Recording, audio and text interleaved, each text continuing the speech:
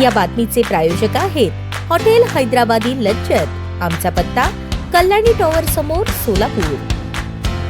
भारत देश 15 ऑगस्ट 1947 रोजी दीर्घकालीन संघर्षानंतर स्वतंत्र झाला। परंतु स्वातंत्र्य मिळाल्यानंतर देशाला एक सुसंघटित लोकशाहीवादी आणि न्याय व्यवस्था देणे ही मोठी जबाबदारी होती। यासाठी 26 नोव्हेंबर 1949 रोजी भारतीय राज्यघटना स्वीकारण्यात आली आणि ती 26 जानेवारी 1950 रोजी अंमलात आणण्यात आली। ही राज्यघटना भारतीय लोकशाही प्रणालीचा दीपस्तंभ आहे, असे प्रतिपादन राज्याचे ग्रामविकास व पंचायत राज मंत्री तथा सोलापूरचे पालकमंत्री जयकुमार गोरे यांनी केले। पोलीस परेड ग्राउंड येथे आयोजित भारतीय प्रजासत्ताक दिनानिमित्त मुख्य शासकीय ध्वजारोहण कार्यक्रमाप्रसंगी पालकमंत्री जयकुमार गोरे मार्गदर्शन करत होते। यावेळी आमदार देवेंद्र कोठे, जिल्हाधिकारी कुमार आशीर्वाद, महापालिका आयुक्त डॉक्टर सचिन ओंबासे, पोलीस शहर आयुक्त एम राजकुमार, पोलीस अधीक्षक ग्रामीण अतुल कुलकर्णी, मुख्य कार्यकारी अधिकारी कुलदीप जंगम, राज्य राखीव पोलीस बलाच्या समादेशक दीपाली काळे, माजी आमदार नरसिंग मेंगजी, अप्पर जिल्हाधिकारी गणेश निरहाळी, निवासी उपजिल्हाधिकारी अभिजित पाटील यांच्यासह सर्व संबंधित विभागाचे प्रमुख पदाधिकारी, स्वातंत्र्य सैनिक, ज्येष्ठ नागरिक, पालक, विद्यार्थी, पत्रकार व अन्य मान्यवर उपस्थित होते। पालकमंत्री गोरे पुढे म्हणाले,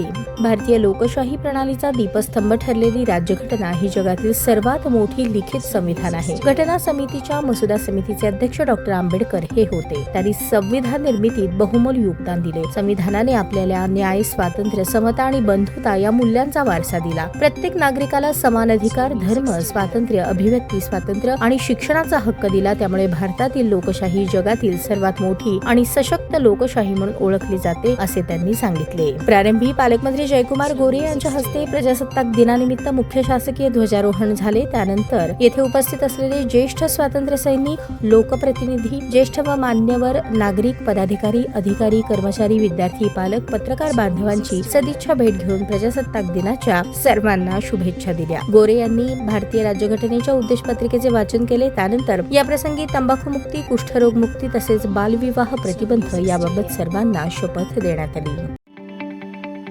ताज्या बातम्या पाहण्यासाठी प्राईम महाराष्ट्र न्यूज चॅनलला सबस्क्राईब करा।